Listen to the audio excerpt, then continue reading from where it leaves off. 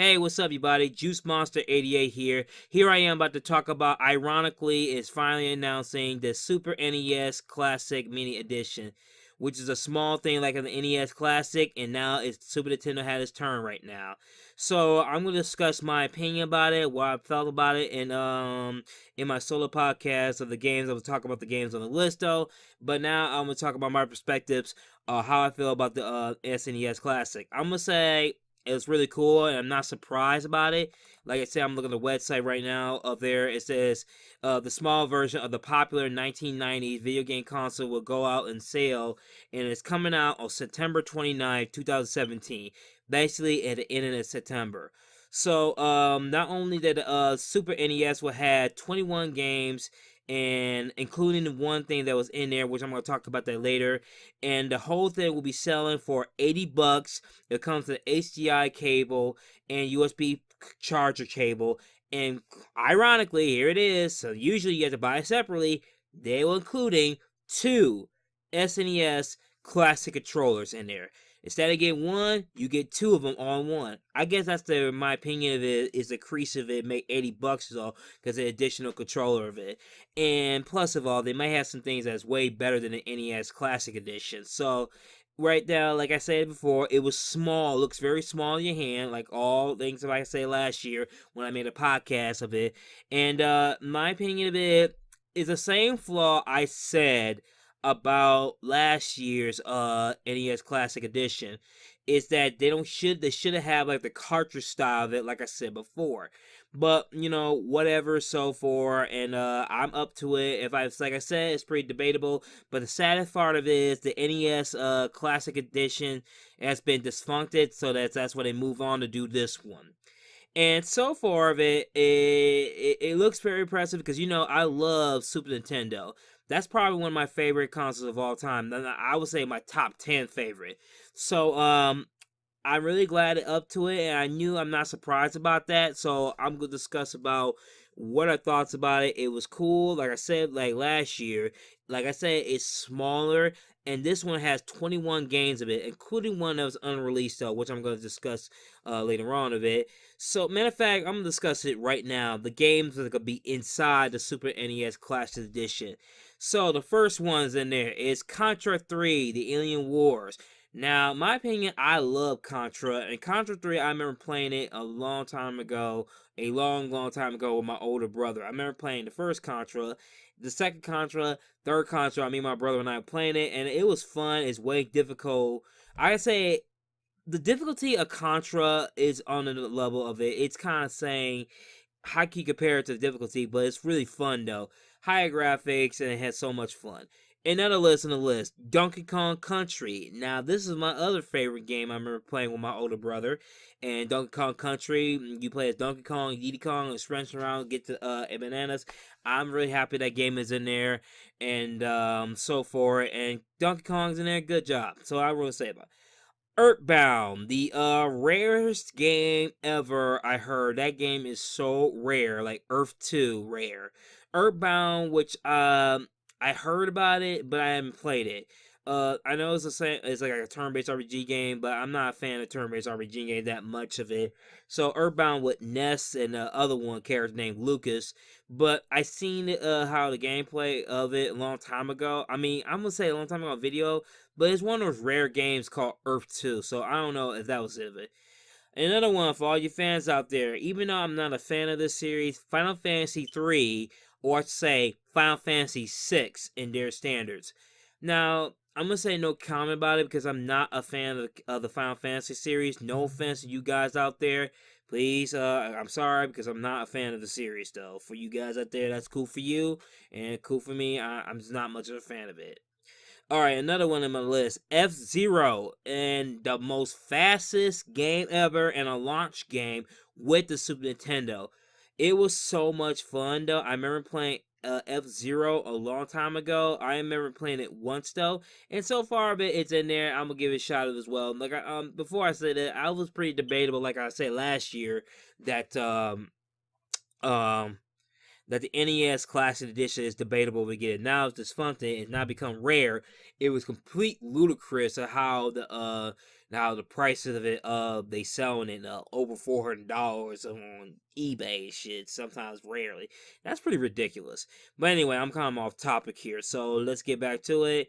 F-Zero, I'm really up to it. I love F-Zero. I remember the hardest. If you want to talk about the hardest F-Zero game, either the Super Nintendo one, the N64 one, or the most hardest one is the GameCube one, because that was just fast and you'd be off course. Anyway, that's what I could think of. Alright, Kirby Superstar Saga. I love this game right here. Kirby Superstar Saga. It has like 7 or 8 games in there, but different perspectives of it. And I remember playing that a long time ago when I was a kid playing Super Nintendo Superstar. And I remember I played with my older brother, and I played with my other older brother when we playing this game. And wow, it was just a fun memories of that game. I love Kirby though. And another Kirby game, Kirby's Dream Course. Now, I never played that game before, but I remember seeing the episode Gang Grumps that they played it. They basically you just like it's like Kirby is a pool ball and you have the direction of it to find something of it. I forgot though. It's been a long time for that. And now, the next one, Legend of Zelda, Link in the Past. My personal favorite Legend of Zelda game of all time. Like I said, it was one of my personal favorite of time because I like the way how the game works. It up the style of par. Even though they say that Ocarina of Time and Majora's Mask are the best of it, but my favorite of all time to me is Legend of Zelda: Link to the Past. I'm really happy they put that in there as well. So let's move forward with it. Mega Man X. Yes, I love Mega Man. I remember playing Mega Man X when it first came out on the Super Nintendo, and we rented it, and I have fun playing that one. So I'm a big Mega Man fan of myself, Mega Man X as well, and it was so much fun to play in that one. You play different robots, but the thing about Mega Man X is so different from the other Mega Man. It is way difficult than the original Mega Man. Even though Mega Man, the original, was difficult, but this one is just like get you right a core, but it's interesting gameplay of it. That's what I like about Mega Man X, though. It was different. People confuse what Mega Man X is as the Mega Man 10, but it's not. It's a different spin-off or a different take of Mega Man or a next enhancement. That's what they say. Another one is called Secret of Mana. This is kind of like Legend of Zelda with Final Fantasy, I think, attached to it, which I never played before. But I'm not a fan of the turn-based RPG games that much, or some JRPGs though. I try to get into them, but I'm not into it. So Secret of Mana, it looks pretty interesting. It's just that it reminds me of Legend of Zelda clone of it, but something interesting of it. But I haven't tried it yet, but maybe in the future I may get it or not though. I don't know, it's debatable. I'm gonna say it again. Next one, Star Fox. In Star Fox, I frequently love Star Fox. I remember seeing a trailer of that game in the commercial, and the game was unbelievably revolutionary. It looks like that game could be like on the next console standards, but how they did it, it was just amazing. Polygon graphics, shoot 'em up though, and it's just a fun series. But here is the unreleased one. Are you ready? Star Fox 2 is going to be in the Super Nintendo Classic Edition. The unreleased version is unbelievable. The game maybe not released or canceled in the USA, and it was rarely never released in America, but I think it released in Japan, but it's rarely released in America though. So I remember playing Star Fox 2 at a convention at YumaCon, and I played it.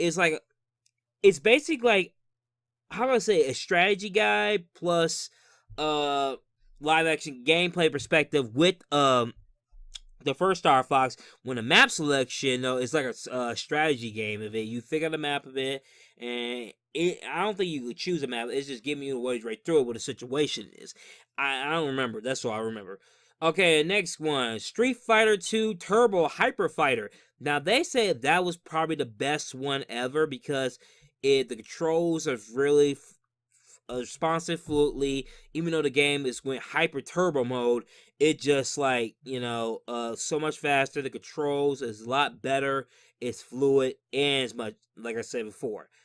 And now another one on my list. This is one of my personal favorite of all time. My favorite Castlevania game of all time, Super Castlevania 4. I'm very happy they put that in there as well because Super Castlevania 4 was one of my personal favorite of Castlevania game of all time. It's replayable. It may have some difficulty. The boss battles are great.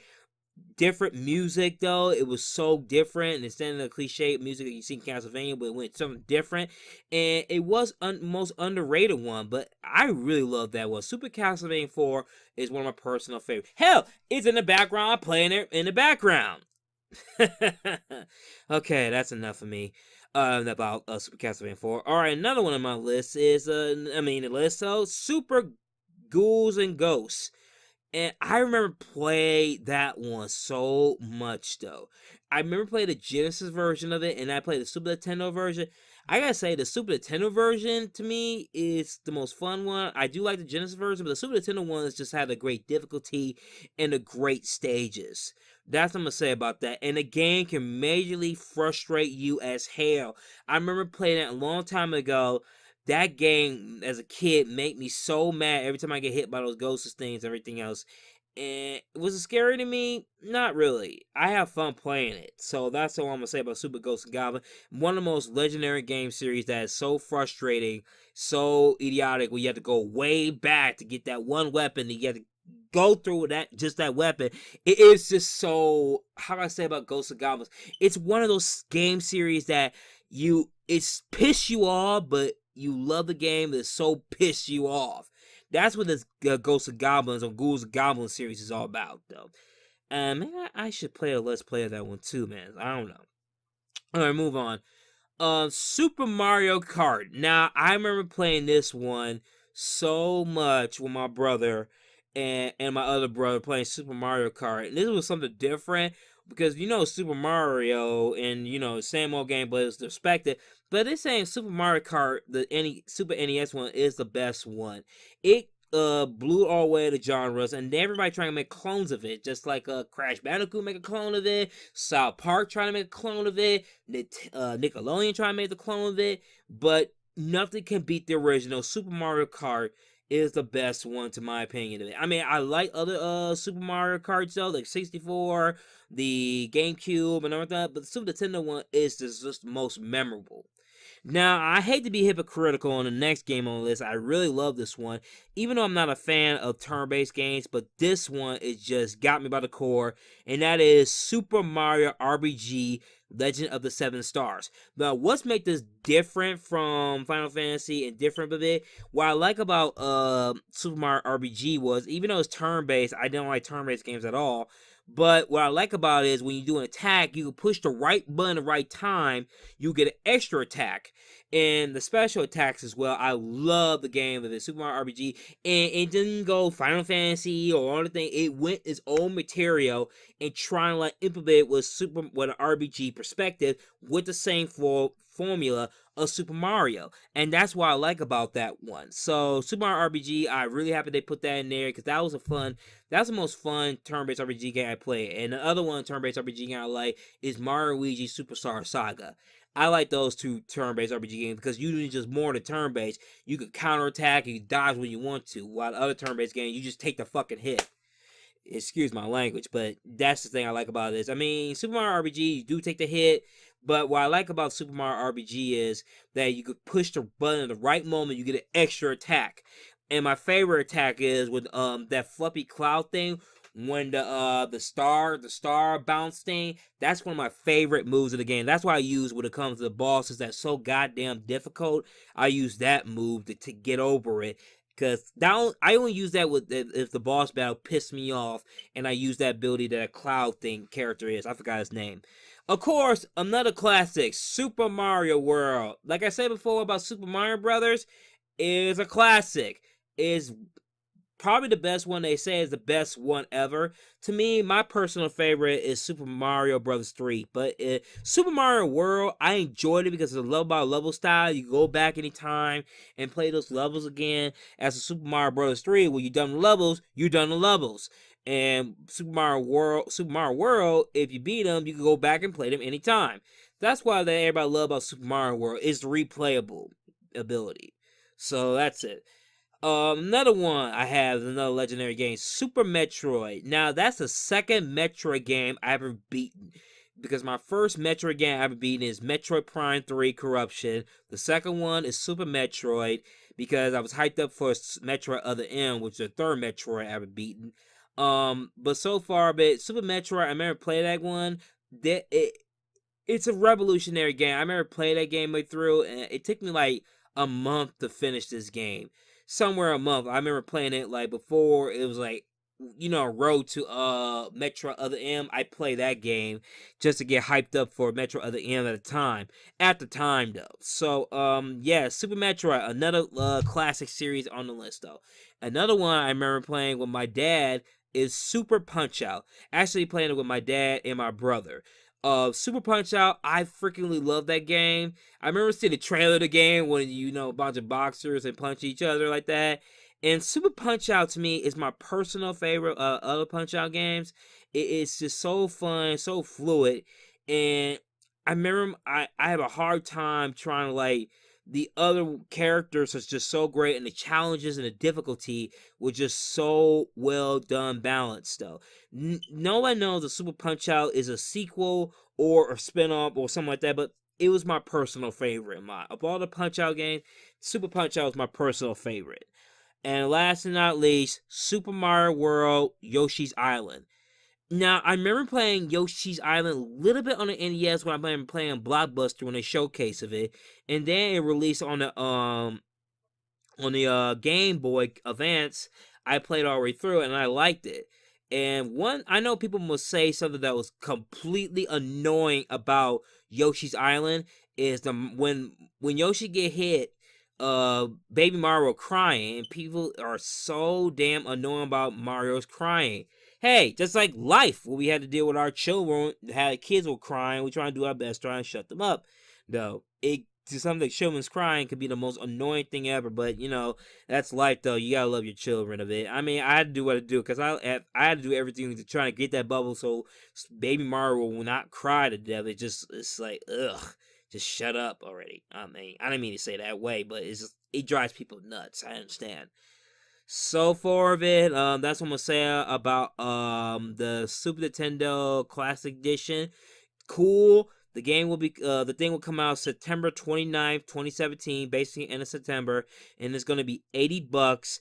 HDMI cable, USB charging cable, and two SNES classic controllers. So that's pretty cool. They had two controllers instead of make it separate like last time. So I guess they learned a lesson, so they just made a little $10 extra to it. It ain't bad though. For $80 though, for all 21 games of it. Probably the good games as well, even though I'm not into Final Fantasy 3 or wait a minute, no. I mean Final Fantasy 6 in their standards.